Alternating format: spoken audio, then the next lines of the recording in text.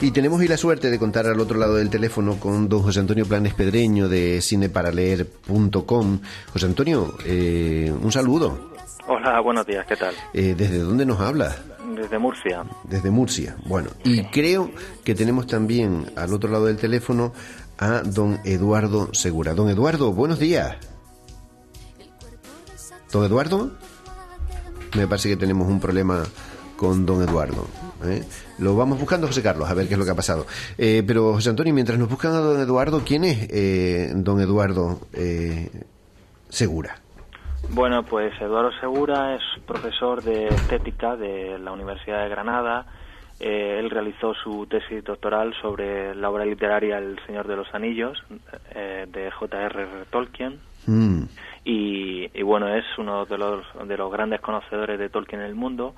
Y además fue asesor del guión cinematográfico de la trilogía de la adaptación que realizó Peter Jackson. Entonces estamos, me parece que ante una persona que conoce perfectamente El Señor de los Anillos, pero yo lo creo también que aparte de sus intereses pues van más allá de la literatura y comprende muy bien también las diferencias que hay entre literatura y cine. Por tanto, para hablar con él es una persona totalmente indicada. Bueno, pues está José Carlos Romero intentando contactar de nuevo con él. Creo que ya lo tenemos ahí a mano. Enseguidita, al parecer, lo tenemos a mano. Pero El Señor de los Anillos ya José Antonio Planes ya lo pudo ver. Sí, ¿te refieres al Señor de los Anillos? No, perdón, al Hobbit, perdón, al Hobbit. Pues sí, la vi hace un par de semanas y no solamente la vi una vez, sino que también, movido un poco por la sorpresa que me produjo, pues la vi una segunda vez también. Entonces, bueno, y es el autor usted de la crítica que aparece en cineparaleer.com sobre El Hobbit, ¿verdad? Sí. Bueno, vamos a situarnos ahí. Ahora creo que ya tenemos al otro lado del teléfono a don Eduardo Segura. Don Eduardo, buenos días. Muy buenos días. Desde Granada, me parece, ¿no? Desde Granada, aquí estoy. ¿Y cómo amaneció Granada? Pues con un sol esplendoroso. Pues, don Eduardo, ya haciendo las maletas. Bueno, pues tenemos también al otro lado del teléfono a José Antonio Planes Pedreño, que es el que nos pone en contacto con usted. Sí, es un gran amigo hace años. Buenos días, Eduardo. Buenos días, José. A ver, don Eduardo, nos decía hace un momento, mientras estábamos buscándole por el teléfono, nos decía Planes Pedreño que usted es colaborador de algún modo de la trilogía del Señor de los Anillos. Sí, yo formé parte del equipo de consultores del equipo de los guionistas del Señor de los Anillos entre 1996 y 97. O sea, en aquellos años yo... Dígame. Sí, ¿en qué consiste ser asesor del equipo de guionistas? Bueno, eso suena muy rimbombante. En realidad nuestro trabajo, yo en aquellos años estaba haciendo mi tesis doctoral sobre El Señor de los Anillos y también trabajaba como traductor para Ediciones Minotauro, que es la editorial que tiene los derechos de las obras de Tolkien en español. Y me encomendaron la traducción de un libro sobre la Tierra Media, de un profesor inglés que por aquel entonces daba clases en la Universidad de San Luis, en Missouri. Y me puse en contacto con este profesor, Tom Shippey, y fue él quien recomendó a la productora que había un señor en España que también trabajaba estos temas, y entonces recibí la invitación para trabajar como consultor.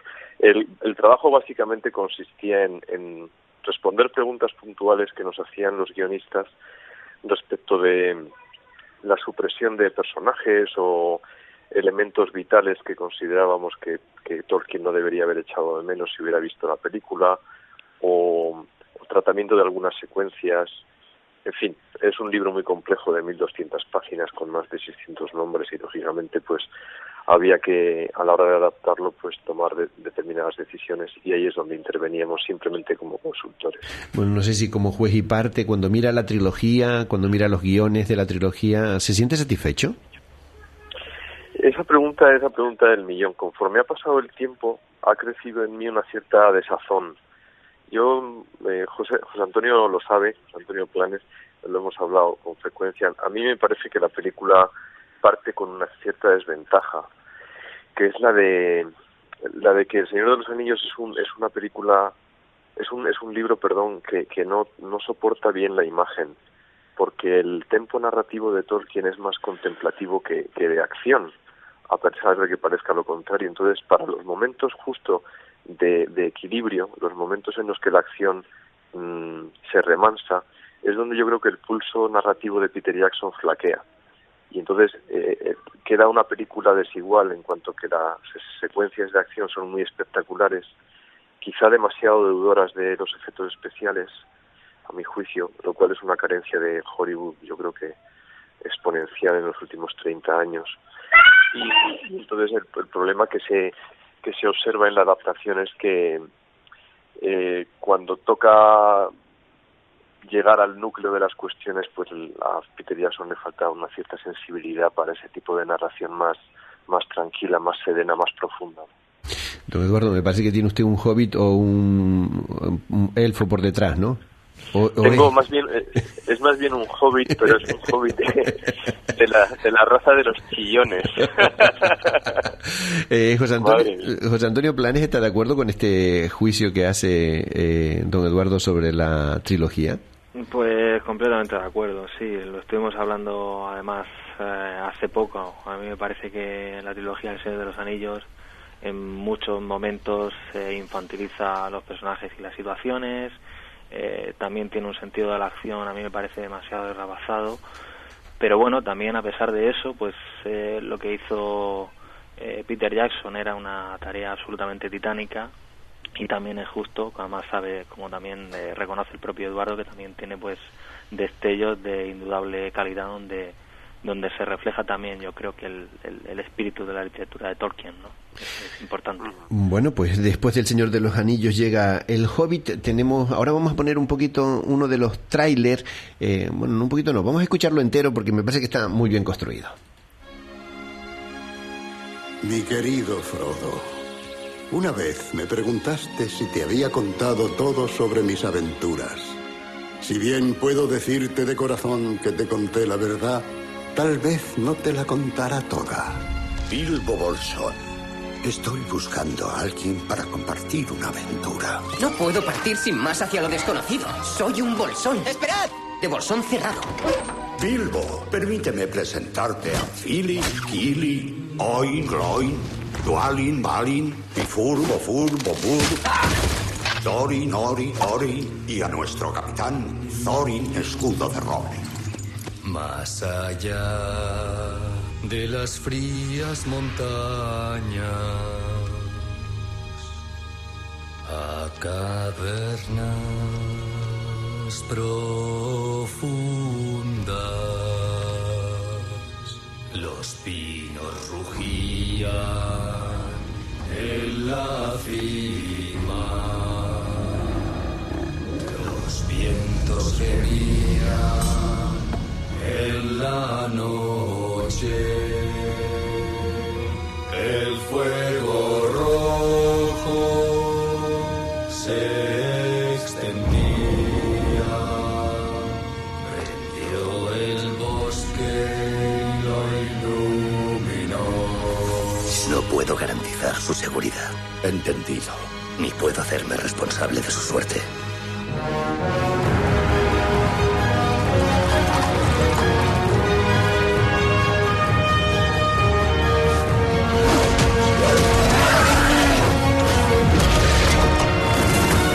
Tendrás alguna que otra historia que contar cuando vuelvas. Y me prometéis que volveré.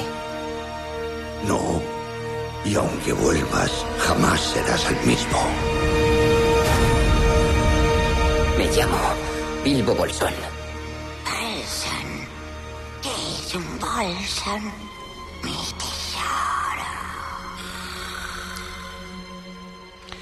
Bueno, he estado a punto de sumarme al canto de Más allá de las frías montañas. Yo no sé si ustedes se hubieran sumado conmigo. Está muy bonitamente realizado, ¿eh? Bueno, vamos a ver, don José Antonio, ¿qué nos cuenta El Hobbit?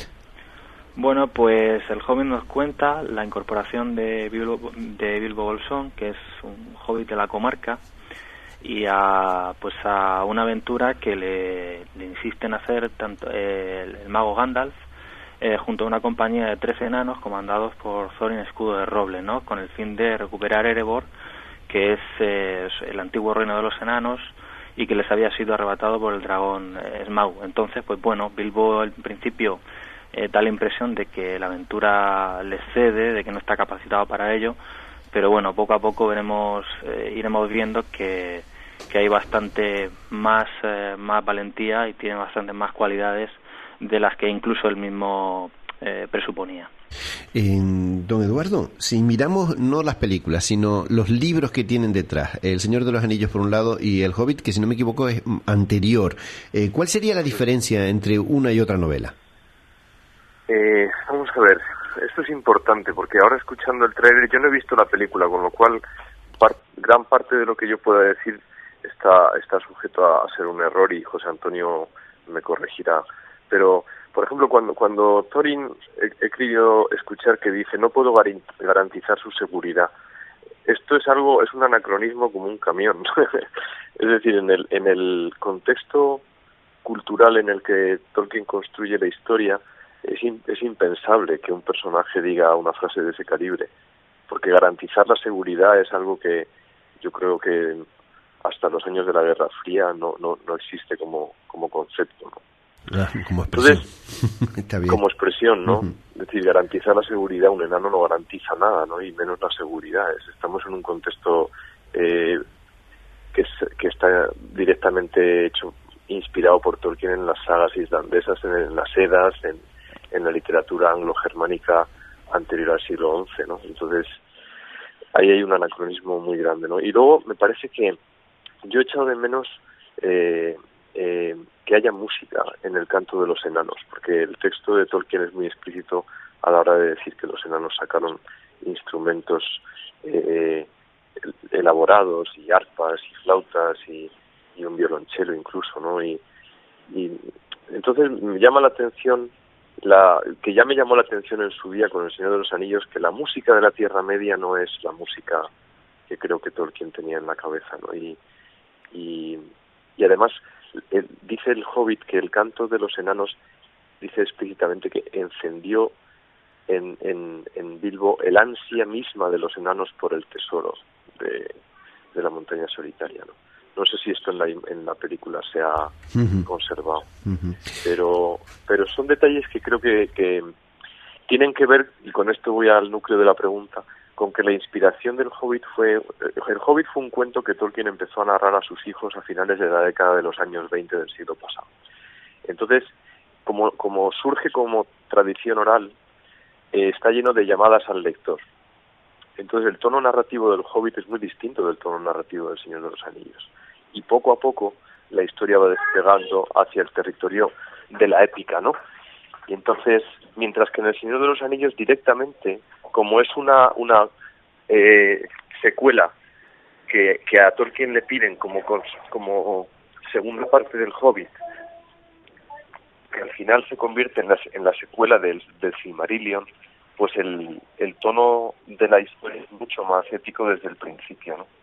Y yo creo que es en lo que Peter Jackson, a mi juicio, ha errado, que le ha dado al Hobbit el mismo tono narrativo y épico del Señor de los Anillos desde el principio. Ya. Y ahí es donde creo que se producen desajustes. Don José Antonio, usted sí que ha visto la peli, ¿verdad? Sí. Vamos a ver, ¿qué es desde su visión, qué sería lo positivo, lo rescatable de El Hobbit? Bueno, yo ya te digo que la película además la vi por segunda vez no hace mucho y entonces me reafirmó tanto en los aspectos quizá más discutibles como en los aspectos que más me llamaron la atención, incluso que me sorprendieron gratamente.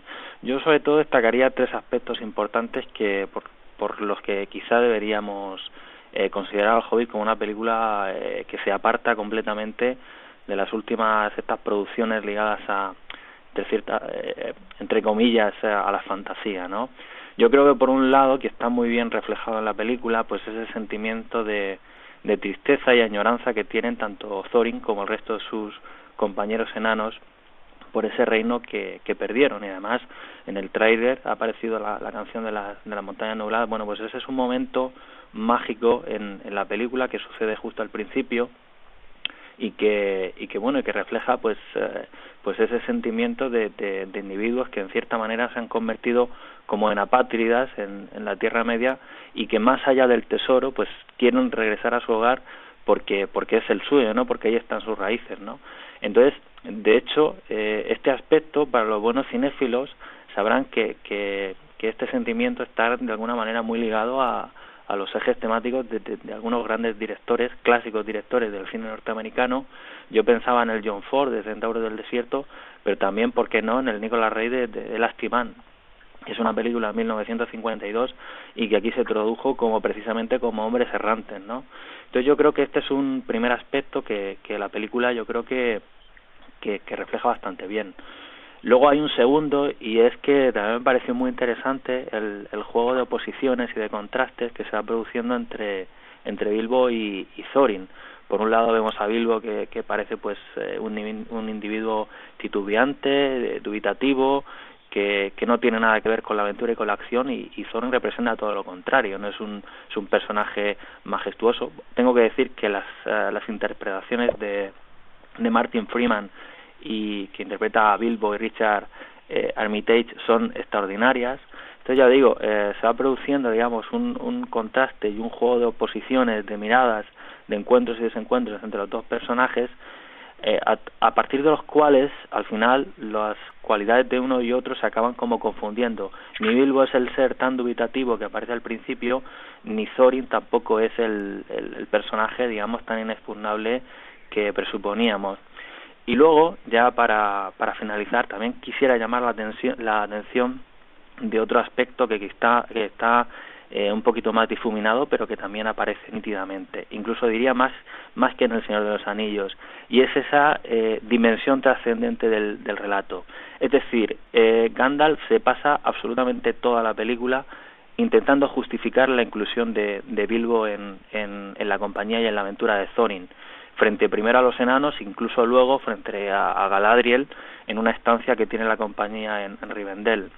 Al final, cuando Gandalf trata de poner en palabras y trata de racionalizar por qué Bilbo está en la compañía, pues realmente no hay ningún argumento sólido, todo es una intuición, es una pura intuición, y a mí me da la sensación de que esa intuición tiene que ver con unas fuerzas externas al relato que de alguna manera y de forma muy subliminal influyen poderosamente. Esto que estoy contando, que así verbalizado puede parecer quizá demasiado pretencioso, entre comillas, quiero insistir en que en la película parece extremadamente difuminado. Ya sabemos aquello que decía el cineasta François Truffaut, que decía que cuanto más grave y más importante es el tema que quieres tratar en una película, más lo tienes que hacer con ligereza y con pudor. Bueno, pues a mí en ese sentido me parece que esta dimensión trascendente del relato está absolutamente difuminada a lo largo de la película, por lo que yo creo que habría que hacer una lectura atenta del Hobbit más allá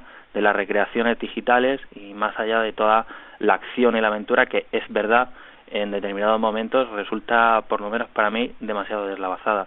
Así que yo creo que estos tres aspectos son los que a mí más me han gustado del Hobbit. Profesor Segura, me imagino que se animará a ir a verla, ¿no? Por supuesto, si no he ido aún es por cuestiones de intendencia familiar. Ya. Porque con los hobbits gritones. Como habéis podido escuchar, tengo aquí una tropilla de hobbits y aún, pero ahora en vacaciones espero poder ir a verla, claro. Bueno, yo creo que si les además tengo muchas ganas. Dígame. No. Si les tira fuegos artificiales a los hobbits que tienen en casa, probablemente conseguirá apaciguarlos un poco. Nunca se sabe, porque tienen una energía ilimitada. Pero bueno, sí, en cuanto pueda ir a verla, y además por las cosas que me ha contado José Antonio, pues estoy animado sobre todo por ver, claro, esos aspectos nucleares que ha comentado José Antonio. Si es así, entonces estamos de enhorabuena, porque implican haber ido más allá de la superficie, ¿no? De todas maneras, yo creo que tiene también aspectos no tan profundos, y ya los han señalado ustedes suficientemente. Yo quiero darle paso a José Carlos, que lo tengo aquí al lado, que quería hacerles otra pregunta. José Carlos, adelante con ella. Sí, hola, buenos días a los dos. Bueno, muy escueto porque se nos está yendo el tiempo, desgraciadamente, pero simplemente se nos habla de que el Hobbit es una nueva trilogía, pero por otro lado, que lo que es propiamente el Hobbit serán 2 películas. ¿Cómo ha distribuido Peter Jackson todo esto? Bueno, no sé, ¿respondo yo? Sí, adelante. Sí, Eduardo, yo creo que debería responder tú. Sí, pues vamos a ver, creo que es sabido, pero no tan sabido como con otras obras de Tolkien. Tolkien dedicó mucho esfuerzo también por su carácter detallista y más bien parecido al de un historiador, a escribir unos apéndices del Señor de los Anillos. En esos apéndices y en algunos fragmentos de una obra que se ha publicado con el título de Los cuentos inconclusos, aparecen una cronología muy detallada de los años que median entre la vuelta de Bilbo y el principio de la Guerra del Anillo, es decir, lo que conocemos como el Señor de los Anillos. Entonces, basándose en esa cronología y en algunos elementos a los que se hace alusiones durante la narración del Hobbit, por ejemplo el nigromante, que resulta después ser el propio Sauron, pues Peter Jackson y su mujer Frank Walsh y Philippa Boyens, la otra guionista, han construido el guión de la tercera película, que será una película, a mi juicio, muy estilo Peter Jackson, muy oscura, porque se van a contar los años del resurgimiento de la sombra, ¿no? Y por lo tanto a él le interesa bucear ahí. Entonces, más allá del interés comercial que tenga estirar una obra hasta 3 películas, y yo ahí no entro porque lo desconozco, pero me temo que New Line haya querido también aprovechar la gallina de los huevos de oro, pues creo que hay material narrativo suficiente como para construir un guión si los guionistas tienen la habilidad y la sensibilidad suficiente para hacer una tercera película que sirva de eslabón para tener lo que creo que es el gran acierto, ¿no? La visión de la Tierra Media desde los ojos de un solo cineasta. Cuando dentro de 3 años tengamos las 6 películas, podremos visitar la Tierra Media estéticamente desde el designio artístico de Peter Jackson y poder valorar las luces y las sombras como un todo, ¿no? Y yo creo que también ahí además actúa el hecho de que la tercera película va a permitir a Peter Jackson de alguna manera rellenar lagunas, y esto en una de las cartas de Tolkien más emblemáticas, la número 131 de su epistolario, forma parte del designio de Tolkien. Hay un momento en el que Tolkien dice que él quería dejar sitio para que otras manos añadiesen música, drama, pintura y se podría decir también cine, ¿no? Es decir, que creo que Peter Jackson, mucho mejor que Guillermo del Toro, que fue la primera elección como director, pues nos va a poder dar, con sus luces y sus sombras, como digo, con aciertos y errores, una visión unitaria de la Tierra Media que a mi juicio será hermosa. Escuchándole, profesor, los que admiramos la literatura de Tolkien, pues quizá podemos soñar con ver a Fëanor en la pantalla, o ver en Lúthien o la historia de Túrin algún día, a la primera edad. ¿Sería posible? Yo creo que, yo estoy 100% de acuerdo con lo que acabas de decir y lo deseo profundamente, sobre todo porque juega a nuestro favor, tristemente, la carestía de ideas de que está haciendo gala Hollywood en los últimos yo creo que 15 años, ¿no?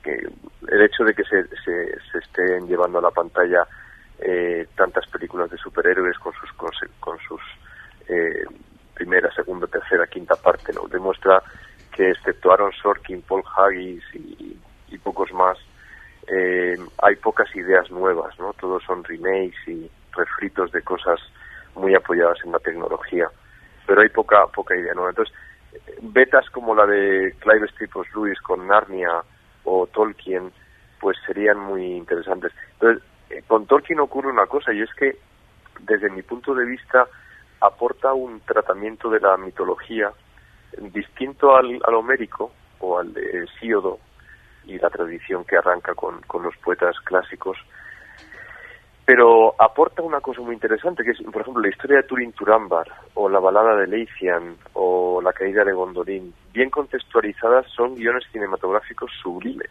Es decir, el concepto de fatalismo que subyace a la historia de Túrin me parece que daría para una película digna del mejor Bergman, o si estuvieran todavía, ¿verdad?, de los grandes que ya desgraciadamente han fallecido, ¿no? Pero el propio Peter Weir o Andrew Dominic creo que son directores que han demostrado tener pulso para la ética y que podrían acercarse a estos materiales extraordinarios con unos ojos a la altura de la ética anglo-germánica. Ojalá sea ojalá, así. Ojalá, ese es el tema, ¿no? Ojalá. Se nos ha ido todo el tiempo. José Antonio Planes, muchísimas gracias. Profesor Segura, muchísimas gracias. Hasta otra ocasión y feliz Navidad. Venga, igualmente. Feliz Navidad a todos. Feliz Navidad, gracias. Hasta la vista.